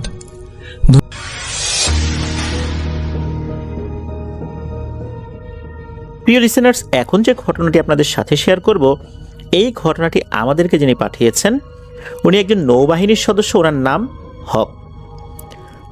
আর ঘটনাটি উনি যার কাছ থেকে পেয়েছেন তিনিও নৌবাহিনীর সদস্য, তার সহকর্মী। মূলত তার সহকর্মীর মেয়ের সাথেই ঘটনাটি ঘটেছিল।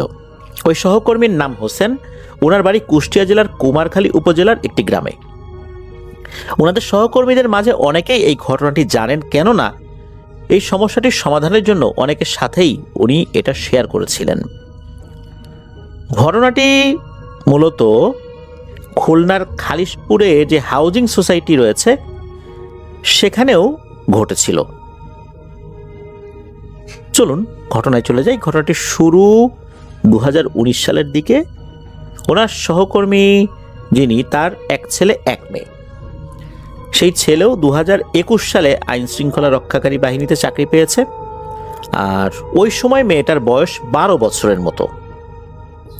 মেয়েকে খুলনার একটি স্বনামধন্য হাফিজিয়া মাদ্রাসায় উনি ভর্তি করান। মাদ্রাসায় আসা যাওয়া করছে, সবকিছু ঠিকঠাক। হঠাৎ মেয়েটা একদিন মাদ্রাসাতে অসুস্থ হয়ে পড়ে, সেন্সলেস হয়ে গিয়েছে। এই অবস্থায় মাদ্রাসা কর্তৃপক্ষ বাধ্য হয়ে তার অভিভাবক এই হোসেন ভাইকে ফোন করে বলেন যে আপনার মেয়ের এই সমস্যা, সে তো সেন্সলেস হয়েছে। হোসেন ভাই ওই সময় জরুরি একটা ডিউটির কারণে খুলনার বাইরে ছিলেন। ওনার স্ত্রীকে বিষয়টা জানালে ওনার স্ত্রী মাদ্রাসায় যান, গিয়ে মেয়েকে ডাক্তারের কাছে নিয়ে যান। ডাক্তার দেখে শুনে কিছু টেস্ট করে, ওষুধ দেয়। ডাক্তার বলে শারীরিক দুর্বলতা রয়েছে, তো এই জন্য এমনটা হয়েছে, নিয়মিত ওষুধ খেলে ঠিক হয়ে যাবে। কয়েকদিন মেয়েটার মাদ্রাসায় যায়নি। ওষুধ খাওয়ার পর যখন একটু সুস্থতা সে অনুভব করে, এরপর আবার মাদ্রাসায় যাওয়া আসা শুরু করে। এর কয়েকদিন পর আবার আগের মতোই অসুস্থ হয়ে গিয়েছে। আবার মাদ্রাসা থেকে ফোন করা হয়েছে, মেয়ের অসুস্থতার কথা জানায়। এবার তো হোসেন ভাই ছিলেন খুলনাতেই, মেয়েকে ডাক্তারের কাছে নিয়ে যায়। ডাক্তার ওষুধ দেয়। ওষুধ নিয়ে মেয়ে সহ হোসেন ভাই আবার বাসায় চলে আসে। কিছুদিন ওষুধ খাওয়ার পর মেয়েটা আবারও সুস্থতা বোধ করছে, আবার মাদ্রাসায় যাওয়া আসা শুরু করে। এর মধ্যে হয় কি, এই মেয়েটার স্বাস্থ্য দিন দিন খারাপ হচ্ছে। স্বাস্থ্য ভালো করার কোনো ওষুধ খেয়ে কাজ হচ্ছে না। আর মেয়েটা মাঝে মাঝেই ভয় পেতে শুরু করে, ঘুমের ভেতরে বাইরে মনে হচ্ছে সে চমকে ওঠে। হোসেন ভাই মেয়ের এমন পরিস্থিতি দেখে একজন ভালো ডাক্তার দেখান। ডাক্তার ভালোভাবে দেখে শুনে বলে, আপনার মেয়ের তো কোনো সমস্যা নাই, আমি কিছু ভিটামিন লিখে দিচ্ছি, খাওয়ান, ঠিক হয়ে যাবে। সেই ভিটামিন খাওয়ানো হয়, কিন্তু কোনো উন্নতি হয় না। মেয়েটা তো মাদ্রাসা আসা যাওয়া করছে, মাদ্রাসায় গেলেই সে অসুস্থ হয়ে পড়ে। আর তার মেয়েটা তার শিক্ষকদেরকে বলে যে হুজুর, আমি কিন্তু ভালো হব না, কোনো ডাক্তার আমার এই সমস্যা ভালো করতে পারবে না। মাদ্রাসা কর্তৃপক্ষ হোসেন ভাইকে ফোন করে বলে যে আপনার মেয়ে তো মাদ্রাসায় আসলেই অসুস্থ হয়ে পড়ে। আর সে এই কথাগুলো বলে। আপনি আরও ভালো ডাক্তার দেখান। হোসেন ভাই মেয়েকে বাসায় নিয়ে আসেন, এসে চিন্তা করতে থাকে যে কি করা যায় কি করা যায়। খুলনা শহরের ভালো ডাক্তার তো দেখানো হলো, কিন্তু কোনো উপকার তো হলো না। তিনি ঠিক করলেন ঢাকায় কোনো ভালো ডাক্তার দেখাবেন। তখন মেয়ে বলে, আমি কোথাও যাব না, আমি ভালো আছি, আর তোমরা ডাক্তার দেখিয়ে আমাকে সুস্থ করতে পারবে না, শুধু শুধু তোমাদের টাকা খরচ হবে। তার থেকে ভালো হয় আমাকে মাদ্রাসা থেকে বের করে কোনো স্কুলে ভর্তি করিয়ে দাও, এতেই ভালো। বলে রাখা ভালো, হোসেন ভাই কিন্তু একজন কোরআনে হাফেজ। হোসেন ভাই তার মেয়েকে আসলে জেনারেল লাইনে লেখাপড়া করাতে চান নাই। হোসেন ভাই মেয়েকে বলে যে মা, তুমি যেখানে পড়ছো এখান থেকেও পরবর্তী আরো ভালো লেখাপড়া করতে পারবা, আগে কোরআনে হাফেজ হও।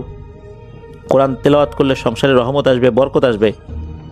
এই কথা শোনা মাত্রই ওই মেয়েটা চোখ বড় বড় করে ফেলে, মনে হচ্ছে চোখে রক্ত চলে আসছে। রক্ত চক্ষুতে খুব চিৎকার করে কথা বলতে শুরু করে, এই আমার আবার কিসের ঘর সংসার, আমি কোনো বিয়ে শাদী করবো না, আমাকে তুমি বিয়ে দিতে পারবে না, তোমার 14 গোষ্ঠীর ক্ষমতা আছে আমাকে বিয়ে দেয়ার। বাবা মেয়ের মধ্যে তো তর্কাতর্কি সৃষ্টি হয়। হোসেন ভাইয়ের স্ত্রী মানে ওই মেয়ের মা আর হোসেন ভাইয়ের ছেলে দুজন মিলে পরিস্থিতি শান্ত করে। রাতে এই হোসেন ভাইয়ের স্ত্রী মানে মেয়ের মা হোসেন ভাইকে বলেন যে মেয়ের এমন আচরণ তো আগে কখনো ছিল না, কোনোদিন তো আমাদের মুখের উপরে কথা বলেনি, এরকম আচরণ করলো আজকে, ঘটনাটা কি? হোসেন ভাই তার স্ত্রীকে বলেন যে অনেকদিন ধরে অসুস্থ তো, তাই হয়তো আগের বসে বলেছে।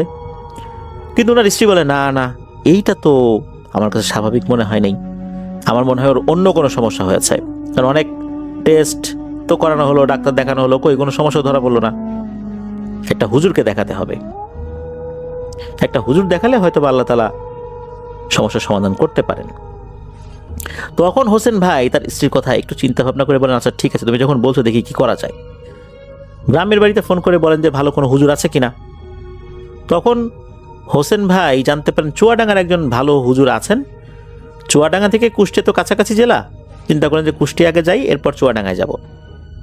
একদিন মেয়েকে নিয়ে সপরিবারে সেই হুজুরের কাছে যান হোসেন ভাই। হুজুর মেয়েকে দেখে কিছু রুকিয়া করলে জিনটা তার শরীরে হাজির হয়। হোসেন ভাইয়ের মেয়ের কণ্ঠ তখন পরিবর্তন হয়ে যায়। তখন সে জিনটা বলে, আমাকে কেন রেখেছ বলো। হুজুর বলে, এই মেয়েকে কেন কষ্ট দিচ্ছ, সে কি তোমার কোনো ক্ষতি করেছে? তখন ওই জিনটা বলে, না আছে তো আমার কোনো ক্ষতি করে নাই, তাকে আমার ভালো লাগছে, আমিও তার তো কোনো ক্ষতি করিনি, আর তার কেউ ক্ষতি করুক এটাও আমি হতে দেব না। হুজুর বলে, তাহলে তাকে কেন অসুস্থ করছো? তখন জিনটা বলে, আমি চাই না সে আরবি পড়ুক, কারণ সে কোরআন তেলাওয়াত করলে তার কাছাকাছি আসতে আমার সমস্যা হয়, আর মাদ্রাসায় সে যখন থাকে আশেপাশে অনেকেই কোরআন তেলাওয়াত করে, সে কোরআন তেলাওয়াত না করলে আশেপাশে যখন কোরআন তেলাওয়াত কেউ করে তাতেও তার সাথে দেখা করতে আমার অনেক কষ্ট হয়। এই জন্য আমি চাই না সে মাদ্রাসায় থাকুক, সে স্কুলে ভর্তি হোক। আর জিনটা এটাও বলে যে এই মেয়েকে কোথাও যদি পরবর্তীতে বিয়ে শাদী দেওয়ার চেষ্টা করা হয় তাহলে অনেক বড় ধরনের ক্ষতি হয়ে যাবে, আর মেয়েটা পূর্ণ বয়স্ক হলে ওই জিনটা নাকি তাকে নিয়ে যাবে।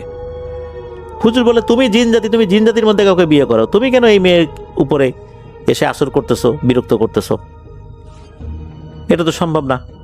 তখন ওই দুষ্ট জিনটা বলে, ওসব কথা আমাকে বলে লাভ নাই, আমি এটা শুনবো না, ভালো লাগে মানে ভালো লাগে, আমি ওকে নিয়ে যাব নির্দিষ্ট সময় পর, তোমরা কেউ কিচ্ছুটা আমাকে করতে পারবে না, তোমার থেকে বড় হুজুরও কিছু করতে পারবে না।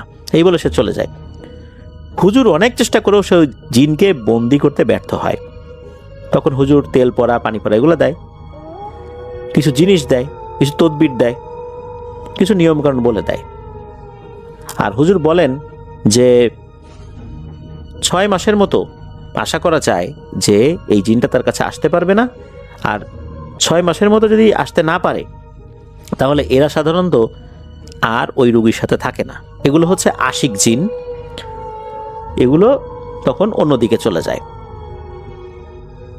এরপরে 6 মাসের মতো আসলেই মেয়েটা ভালোই ছিল, মাদ্রাসা আসা যাওয়া করছিল, লেখাপড়া করছে, কোনো সমস্যা নেই, সবাই মনে করেছিল যে আর কোনো সমস্যা হবে না।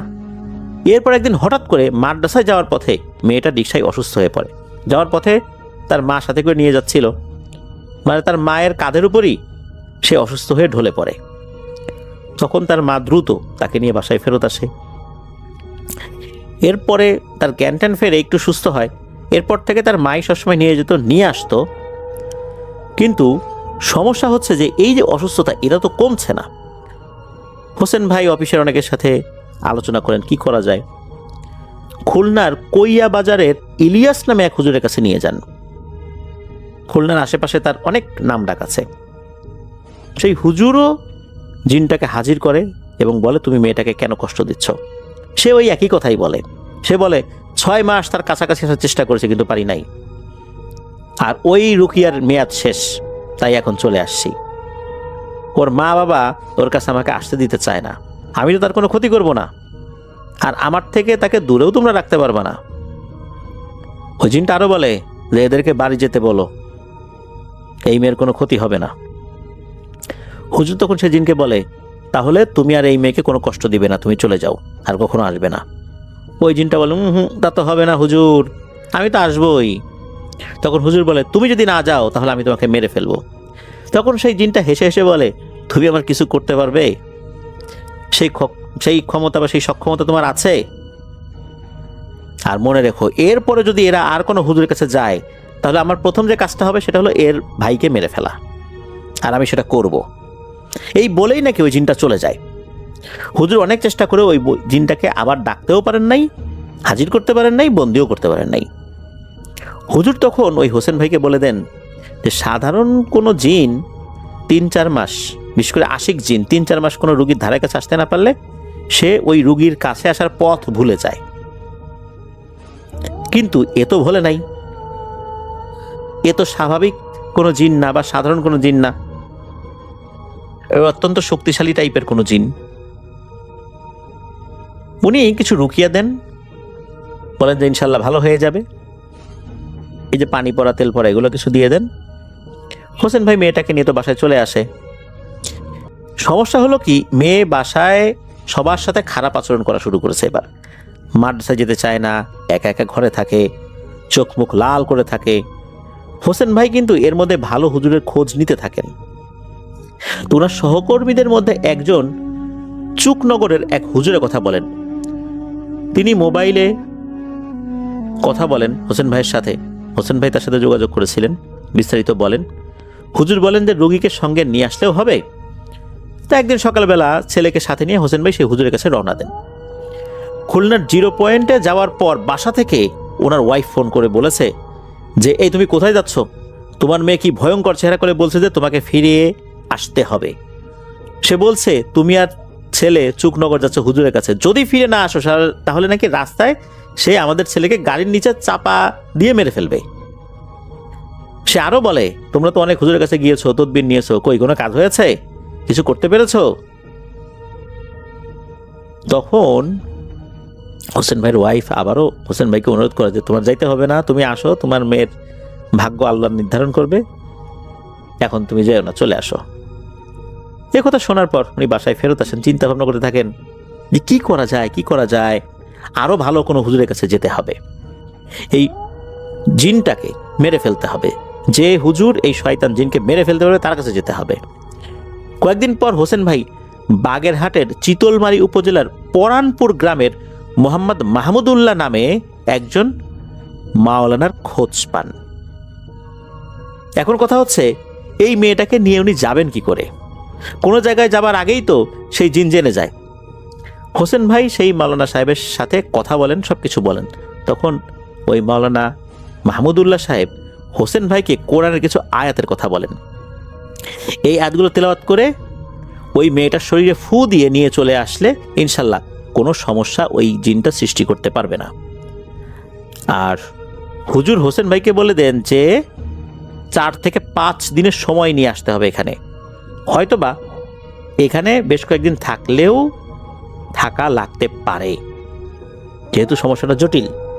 হোসেন ভাই অফিস থেকে ছুটি নিয়ে বাসায় এসে যাওয়ার প্রস্তুতি নেন। আর যেহেতু উনি একজন কোরআনে হাফেজ, তাই কোরআনের সকল আয়াত ওনার মুখস্থই ছিল আল্লাহর রহমতে। সে আয়াতগুলো তেলাওয়াত করে রাতটা কোনো রকমে পার করে ভোরে ফজরের নামাজের পরে মেয়ের গায়ে সেসব আয়াত পরে ফু দিয়ে আল্লাহর রহমতে রওনা হন। হুজুর আরেকটা কথা বলে দিয়েছিলেন, রওনা হওয়ার আগে সবাই যেন অজু করে রওনা দেন।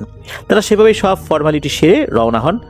বাগেরহাটের মোল্লার হাট এসে বাস থেকে নেমে তারা ভ্যান গাড়ি বা অটোরিকশা রিজার্ভ করার চেষ্টা করেন, কিন্তু কেউ সেই গ্রামে যেতে রাজি হয় না।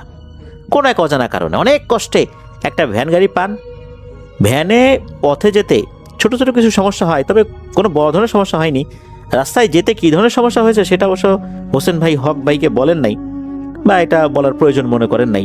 যাই হোক, তারা অবশেষে সেই হুজুরের বাড়িতে পৌঁছতে সক্ষম হন। গিয়ে দেখেন যে অনেক লোকজন সিরিয়াল নিয়ে বসে আছেন অপেক্ষায়। দুপুরের দিকে হোসেন ভাইয়ের মেয়ের সিরিয়াল আসে। মৌলানা সাহেব কিছু রুকিয়া করে মেয়ের হাতে একটা কুপি বা হারিকেনের ফিতা যেগুলো হয় না, ওই রকম একটা ফিতা, ওই ফিতার সাথে সরিষার তেল মাখিয়ে, মানে ভিজিয়ে, তেল দিয়ে ভিজিয়ে তার হাতে দেন। মেয়েটা কিছু সময় ধরে থাকতেই তার শরীরে জিন এসে হাজির হয়। সে এসেই হম্বিতম্বি করতে থাকে। তখন হুজুর ওই জিনটাকে জিজ্ঞেস করে, এই ছোট মেয়েটাকে তুমি কেন কষ্ট দিচ্ছ? সে বলে, আমি তাকে পছন্দ করি। মৌলানা সাহেব বলে যে যা করছো করছো, তুমি এখন আর তাকে কোনো কষ্ট দিতে পারবে না, ভালোই ভালোই চলে যাও। তখন সে জিনটা বলে যে আপনার আগে তো আরো বহু হুজুরের কাছে এরা গেছে, কোনো লাভ হয়েছে? আপনিও কিছু করতে পারবেন না। এখান থেকে খালি বাসায় ফিরে যাক, তারপর আমি দেখাবো আমার কথা অমান্য করার শাস্তি কত ভয়ঙ্কর। এই কথা শোনার পর মৌলানা সাহেব বুঝতে পারলেন এ ভালো কথায় মানবে না, এ ভালো কথায় মানার জিন না, সে আল্লাহর হুকুম হাকামে বিশ্বাসী না। হুজুর জিজ্ঞেস করলেন, তোমার কয়জন সঙ্গী আছে? সে স্বীকার করে না। এরপর মৌলানা সাহেব রুকিয়া করে তাকে শাস্তি দিতে শুরু করেন। তারপরও সে ছেড়ে দিতে নারাজ। শাস্তির মাত্রা বাড়িয়ে দিতে শুরু করলে এক পর্যায়ে সে ছুটে চলে যায়। এরপর মৌলানা সাহেব তাকে আর কোনোভাবে হাজির করতে পারেন না। উনি বলেন যে আজকে আর করা যাবে না, দেখি রাতে কোনো একটা ব্যবস্থা করা যায় কিনা, তবে কিছু জিনিসপত্র আনতে হবে, এটা উনি বলে দেন। মৌলানা সাহেব হুজুরকে বলে দেন, এটা তো এখানে পাওয়া যাবে না, এটা গোপালগঞ্জ বা খুলনা থেকে সংগ্রহ করতে হবে। হোসেন ভাই মৌলানা সাহেবের কাছ থেকে সেসব মালামালের লিস্ট নিয়ে খুলনায় চলে আসেন কেনাকাটা করার জন্য। আর ওই গ্রামে একটা বাড়িতে কিছু টাকা পয়সার বিনিময়ে ওনার স্ত্রী এবং ছেলে মেয়েকে থাকার ব্যবস্থা করে আসেন। রাতে হোসেন ভাই আর ওই গ্রামে ফিরতে পারেন নাই। সকালে পৌঁছান। সকালে মৌলানা সাহেব আবার চেষ্টা করেন হাজির করানোর জন্য ওই জিনটাকে। একসময় হাজির হয়, তবে কিছু জিজ্ঞেস করতেই সে বলে সে এই জিন না, এ তার সঙ্গী। মৌলানা সাহেব সেই সঙ্গীকে নিষেধ করে দেন যে তুমি তোমার বন্ধুকে যাই বলো এই মেয়েটাকে আর কষ্ট না দেয়, সেই পরিবার কোনো ক্ষতি যেন না করে। সে জিনটা বলে না, তার বন্ধু সে শুনবে না, সে এটা মানবে না, আর আমরাও শুনবো না। তার হুকুম আমরা পালন করব, সে না পারলে আমরা এসে ক্ষতি করব। এই কথা শোনার সাথে সাথে মৌলানা সাহেবের মেজাজ যায় বিগড়ে। সাথে সাথে উনি রুকিয়া করে ওই জিনটাকে মেরে ফেলেন। মৌলানা সাহেব তার সাথে থাকা মুমিন জিনের মাধ্যমে ওই জিনগুলোকে হাজির করতে বলেন। তখন ওই জিনগুলো হুকুম তামিল করার জন্য চলে যায়। বেশ কিছুক্ষণ পর দুইটা জিনকে হাজির করতে সক্ষম হয়। দেখা গেল এই দুইটা জিনও ওই আসল জিনের সঙ্গী। তারা বলে আমাদেরকে হত্যা করলেও আমাদের বন্ধুকে আপনি ধরতে পারবেন না। মৌলানা সাহেব বলেন যে তাই নাকি, পারবো না, আগে তোদেরকে মেরে নেই, না মারলে তো আবার কাকে ক্ষতি করবি তোরা। এরপর ওই দুইটা জিনকে হত্যা করে। এরপর উনি ধরতে যাওয়া দুটা জিনকে বলেন যে কি ব্যাপার, তোমরা আসল শয়তানটাকে পেলে না কেন? তখন ওই জিন বলে যে ওস্তাদজি, আমরা তাকে ধরতে পারছি না, আর ওর সাথে মোকাবেলা করা আমাদের পক্ষে সম্ভব না, আপনি অন্য ব্যবস্থা করেন, আমার মনে হয় সেটাই কাজ হবে। মৌলানা সাহেব তখন ওই হোসেন ভাইকে বলেন মেয়েকে নিয়ে ঘুমানোর ব্যবস্থা করেন, রাতে আমি হাজির করার চেষ্টা করব ইনশাল্লাহ। রাত 12টার পরে মৌলানা সাহেব একটা গোল বৃত্ত এঁকে বৃত্তের চতুর্দিকে মোমবাতি জ্বালিয়ে মাঝখানে একটা বাঁশের ঢালিতে মেয়েকে বসিয়ে রেখে উনি একটা তদবির শুরু করেন। ওই মেয়েটাকে বলে দেন, শোনো মা, তুমি দেখবে সোনার মুকুট পরে সিংহাসনে বসে অনেক সৈন্য নিয়ে একজন আসবে, উনি জিনের বাদশাহ, উনি ওদের সম্প্রদায়ের বাদশাহ। তোমার সামনে আসলে তুমি সালাম দিতে ভুল করবে না, তোমাকে জিজ্ঞেস করবে তোমার সমস্যার কথা, তুমি তাকে তোমার সমস্যার কথা খুলে বলবে, ইনশাল্লাহ আল্লাহ চাহেন তো তোমার সমস্যার সমাধান উনি করে দেবেন। মৌলানা সাহেব হোসেন ভাইকেও বলে দেন যে মেয়ের যে বৃত্তটা এখানে আছে এর আশেপাশেও যেন কেউ না থাকে। আর মেয়েটাকে বলে দেন, মা তুমি ভয় পেও না, ভয়ের কিছু হবে না, তুমি যা দেখবে একদম স্বাভাবিকভাবেই দেখবে। আর আরও কিছু বিষয় বলে দেন আর কি, কিছু দোয়া পড়ি, মানে দোয়া শিখিয়ে দেন যেগুলো পড়তে হবে। আর এটাও বলে দেন যে মোমবাতি শেষ হয়ে গেলে আবার মোমবাতি জ্বালিয়ে দেবে। আর আতর ছিল, কিছুক্ষণ পর পর শরীরে আতর লাগাতে বলেন। এরকম বেশ কিছু বিষয় শিখিয়ে দেন আর কি। তো প্রথম রাতে কিছুই হয় না, সেই দিনেও হুজুর আর কোনো তদবির করেন নাই। দ্বিতীয় রাত্রেও আবার একই অবস্থা হয়, সারা রাত বসেছিল মেয়েটা, কিছুই হয়নি। তৃতীয় রাতেও একই রকমভাবে তাকে রাখা হয়। রাত শেষ হয়ে যাচ্ছে, হোসেন ভাই চিন্তা করলেন যে যাই ফজরের নামাজ পড়ে আসি, এখন মনে হয় কোনো কাজ হবে না। এই চিন্তা করে হোসেন ভাই দূরে ছিলেন, তো কাছাকাছি ছিলেন না, চলে যাবেন এমন সময় দেখলেন তার মেয়ে কাকে যেন সালাম দিল। মৌলানা সাহেব উনি দূরে ছিলেন বলতে উনি ওনার কাজ করছিলেন, ওই সময় ফজরের নামাজ পড়ার জন্য উঠেছিলেন। ওনারা দুজনেই দেখতে পাচ্ছেন যে মেয়েটা কার সাথে যেন কথা বলছে, কিন্তু কোনো কথা শোনা যাচ্ছে না। তখন মৌলানা সাহেব বললেন যে ওর মতো কথা বলুক, চলুন আমরা নামাজ পড়ে আসি। ওনারা নামাজ পড়ে আসার পর দেখা গেল যে হোসেন ভাইয়ের মেয়ে ওই যে বাঁশের তৈরি একটা ডালা ছিল তার উপর সেন্সলেস হয়ে পড়ে আছে। মৌলানা সাহেব তখন মেয়েটিকে বিছানায় শুইয়ে দিতে বলেন, আর উনি ঘর থেকে একটা গ্লাসে পানি এনে হোসেন ভাইয়ের মেয়ের শরীরে ছিটিয়ে দেন। মেয়েটা তখন চোখ মিলে উঠে বসে।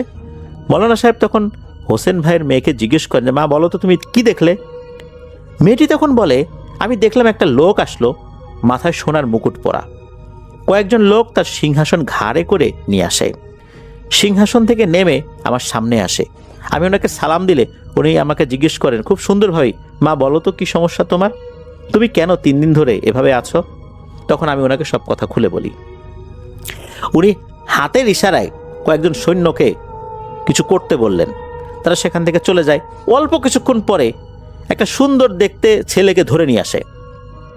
তখন ওই বাদশাহ উনি কিভাবে যেন একটা ইশারা করলেন, সাথে সাথে সৈন্যরা কোত্থেকে যেন দড়ি নিয়ে আসলো। দড়ি নিয়ে এসেই তার গলার সাথে পেঁচিয়ে ধরে দুজন দুপাশ থেকে দিল টান। অল্প কিছুক্ষণের মধ্যেই তাকে ফাঁস দিয়ে হত্যা করলো। আর আরও কয়েকজন ছিল, তারা ওর লাশটা একটা খাটিয়ার মতো জিনিসের উপরে রেখে নিয়ে কোথায় যেন চলে গেল। এরপর ওই জিনের বাচ্চা বলে, মা তোমার আর কোনো সমস্যা নাই, ও ওর শাস্তি পেয়েছে, এটাই ওর প্রাপ্য ছিল, যেটা আমার মাধ্যমে বাস্তবায়িত হয়েছে, যাও তুমি এখন নিশ্চিন্ত ভালো থাকো। এই বলেই সে চলে যায়। তো এই মেয়েটা এই বর্ণনাটা করে। এ কথা শোনার পর হুজুর বলে, আলহামদুলিল্লাহ সমস্যার সমাধান হয়ে গেছে। ওই ছেলেটা যে অপরাধ করেছে ওদের সর্দারের মাধ্যমে যেহেতু শাস্তিটা বাস্তবায়িত হয়েছে, এটাই ভালো হয়েছে, কারণ ওদের নির্দিষ্ট কিছু নিয়ম আছে, সেই নিয়মের মধ্যে থেকে কাজটা করতে হবে। আমরা যে কাজগুলো পারি না ওদের উপরে, ওদের সর্দার সেই কাজটা করতে পারে। এই জন্য অল্প সময়ের মধ্যে তাকে ধরে নিয়ে এসেছে। আমার জিনেরা পারে নাই, আমিও চেষ্টা করে তাকে ফাইনালি হাজির করতে পারি নাই, এখন ওকে হত্যা করা হয়েছে। এরপর হোসেন ভাই সেই হুজুরকে বলেন, হুজুর আপনাকে হাদিয়া কত দিতে হবে? হুজুর বলেন, আমাকে কিছুই দিতে হবে না, এখানে একটা মসজিদ আছে, মসজিদে কিছু হাদিয়া দিয়ে গেলেই হবে। হোসেন ভাই উনি ওনার সাধ্য অনুযায়ী মসজিদে হাদিয়া দিয়েছিলেন। আলহামদুলিল্লাহ সেই মেয়েটা এখন সম্পূর্ণরূপে ভালো আছে, সুস্থ আছে, দিব্যি লেখাপড়া করছে, পরিপূর্ণভাবে সুস্থ। এটাই ছিল ঘটনা। ধন্যবাদ জানাচ্ছি হক ভাইকে দারুণ একটি ঘটনা আমাদের সাথে শেয়ার করার জন্য। আমার মনে পড়ে যে যেই হুজুরের কথা এখানে বলা হয়েছে, আমাদের মাশফিক ভাই এই হুজুরের কথা আমাকে জানিয়েছিলেন একবার, যে ওনাদের এলাকায় এরকম খুব নাম করা একজন হুজুর রয়েছে যিনি এই টাইপের সমস্যার সমাধানের জন্য খুবই সিদ্ধহস্ত। যাক, আল্লাহ তাআলা সেই হুজুরের কর্মক্ষমতা আরও বাড়িয়ে দিন, যাতে আরও মানুষের উপকার উনি করতে পারেন।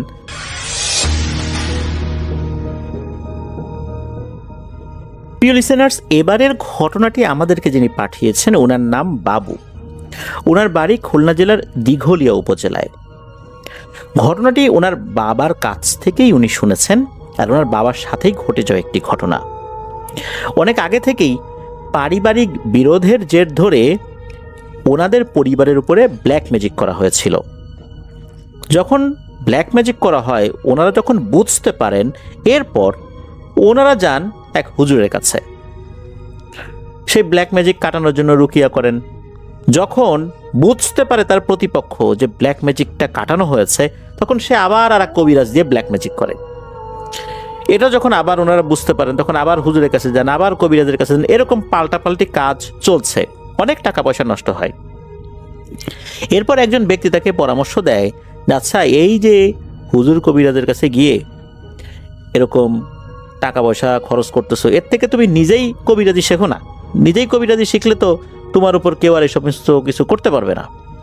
বিষয়টা ওনার বাবার মনে ধরে যে আসলেই তো তাই, আমি যদি এরকম কাজ করি তাহলে তো আমি নিজেই অনেক কিছু করতে পারবো। ওই মানুষের কাছে গিয়ে টাকা পয়সা নষ্ট করার দরকার কি? আর তারা সত্য বলে না মিথ্যা বলে সেটা তো বুঝি না, মিথ্যা বলে টাকা খাই কিনা, এরকম উনি চিন্তা করেন। একটা পর্যায়ে উনি সিদ্ধান্ত নেন যে উনি নিজেই এই কবিরাজি শিখবেন। একজন ভালো মানের তান্ত্রিকের কাছে যান কবিরাজ। তার কাছে গিয়ে বিষয়টা যখন বলেন, তখন উনি বলেন যে এই কাজটা তো অত্যন্ত জটিল, তারপরে তোমার যে সমস্যা, তোমার তো শেখা উচিত। ঠিক আছে, আমি তোমাকে শেখাবো, তবে শুরুতে কিছু কঠিন কাজ করতে হবে। এই কাজগুলো করলে এটা সম্ভব হবে, না হলে নয়। ধাপে ধাপে কয়েকটা কাজ করতে হবে। উনি বলেন যে ঠিক আছে, করব। কি কাজ বলেন? তখন বলেন যে প্রতিদিন একটা করে বা একটা নির্দিষ্ট সময় বলে দেন যে এই সময়ে এসে একটা করে মোরগ বলি দিতে হবে, কিছু নির্দিষ্ট প্রসেসের মাধ্যম দিয়ে। উনি রাজি হয়ে যান। কাজ কাম করুক না করুক, কাছে টাকা থাক না থাক, যেভাবেই হোক টাকা উনি গুছিয়ে এনে এই মোরগ বলি দিতে থাকেন। এভাবে অনেকদিন দিয়েছেন উনি। একটা পর্যায়ে সেই কবিরাজ ওনাকে আবার কাছে ডাকেন, ডেকে বলেন যে তুমি তো অনেকটা কাজ করে ফেলেছো, এবার আর একটা ভয়ঙ্কর কাজ করতে হবে। সেটা হচ্ছে যশোরের মনিরামপুর উপজেলার একটা জায়গা রয়েছে, গ্রামের নামটি স্পষ্টভাবে বলতে পারেন নাই বাবু ভাই। তো সেই কবিরাজ তার বাবাকে বলেছিলেন যে ওই গ্রামে একটা কুমারী মেয়েকে কবর দেওয়া হয়েছে, ওই কবরটা খুঁড়ে তার মাথা এবং হাত নিয়ে আসতে হবে। এই কাজটা অত্যন্ত কঠিন কাজ। এই কাজে আর একজন ব্যক্তিকে সাথে নিয়েছিলেন বাবু ভাইয়ের বাবা।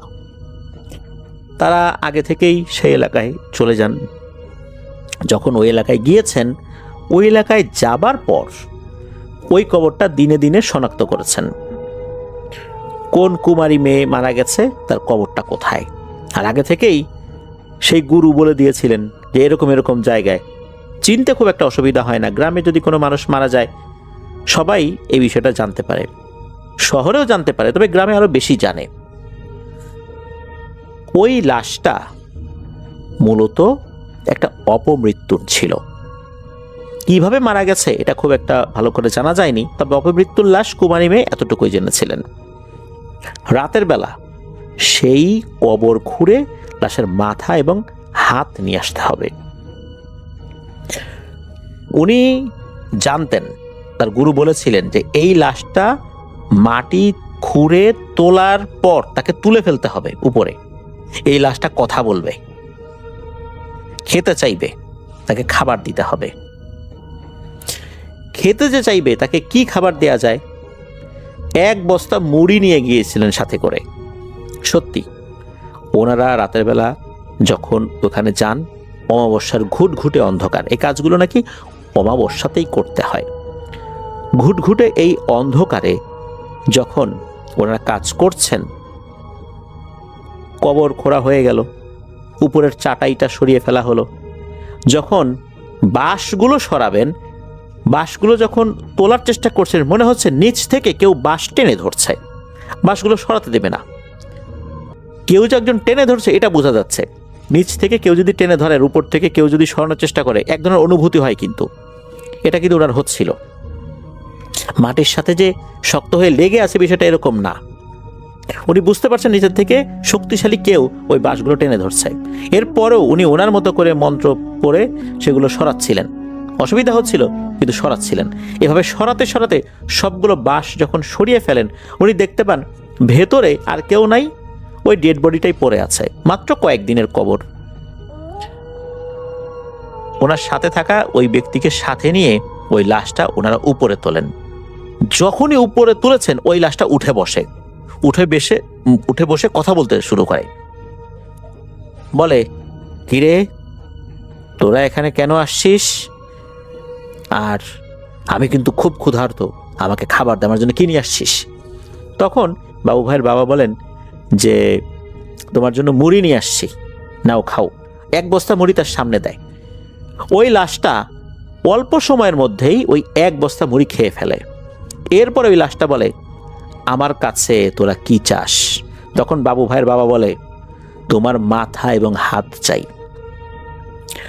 ওই লাশটা বলে, আমার মাথা নিয়ে তোরা কোনো কাজ করতে পারবি না, আমার বাম হাতটা কেটে নিয়ে যা।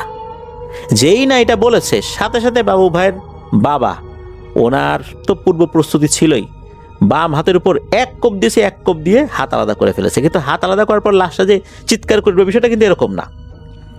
এরপর যে কাজটা তাকে করতে হবে সেটা হচ্ছে যে ওনার গুরু বলে দিয়েছিল যে ও কিন্তু অনেক কিছু দিতে চাইবে না, নিয়ে আসতে হবে। মাথা যদি আনতে নাও পারিস, মাথার চুল নিয়ে আসতে হবে কেটে। আর তার কবরের যে মাটি এটা আনতে হবে, আর যেই চাটাইটা বেছানো হয়েছে মাটির নিচে, এই চাটাইয়ের অংশ নিয়ে আসতে হবে। মাথাটা কাটেন নাই, তবে মাথার চুল কেটেছিলেন। এরপর চাটাইয়ের অংশ, তারপর কিছু মাটি এটা সংগ্রহ করেছিলেন। এরপর লাশটা একদম সমান হয়ে মাটিতে পড়ে যায়। লাশটাকে ঠিকঠাক মতো করে আবার কবরে রেখে কবরটা ঠিকঠাক করে দিয়ে ওনারা এই হাত, চুলের অংশ, চাটাইয়ের অংশ এবং কবরের মাটি নিয়ে চলে আসেন সেই গুরুর কাছে। গুরুর কাছে আসার পর গুরু বলেন, এখন কাজ হয়ে গেছে, এরপর তোমার অন্য কাজ। প্রিয় লিসেনার্স, একবার ভাবুন, এই যে লাশ কথা বলে, এটা শুনতে অবিশ্বাস্য শোনা গেলেও আসলে লাশের মধ্যে তখন খুবই শক্তিশালী নিচু শ্রেণীর পিশাচ ভর করতে পারে, যেটা অনেক জিনেদের পক্ষে সম্ভব হয় না। অপমৃত্যু যদি হয়, যদি ঠিকঠাক মতো দাফন করা না হয়, যদি আমাদের ধর্মীয় রীতিনীতি ঠিক মতো ফলো না করা হয়, তাহলেই শুধু এই ধরনের সমস্যা সৃষ্টি হতে পারে। যেমনটা আমরা তাহমিদের পাঠানো ঘটনায় শুনেছি, এই ঘটনাতেও বুঝতে পারলাম যে এরকমটাই হতে পারে সেখানে। এই জন্য অপমৃত্যু যদি হয়, এই লাশগুলো দাফন কাফনের ক্ষেত্রে আরো বিশেষ সতর্কতা অবলম্বন করা উচিত, যাতে করে এই লাশগুলো দিয়ে কেউ জাদুর উপকরণ বানাতে না পারে। এরপর থেকে তার বাবার কবিরাজি জীবনের সূত্রপাত ঘটে, এতটুকুই জানিয়েছেন, এতটুকু পর্যন্ত ঘটনা পাঠিয়েছেন এবং বলেছেন যে পরবর্তীতে উনি আবারও আমাদেরকে ঘটনা পাঠাবেন। প্রিয় লিসেনার্স, ঘটনাটি এ পর্যন্তই ছিল।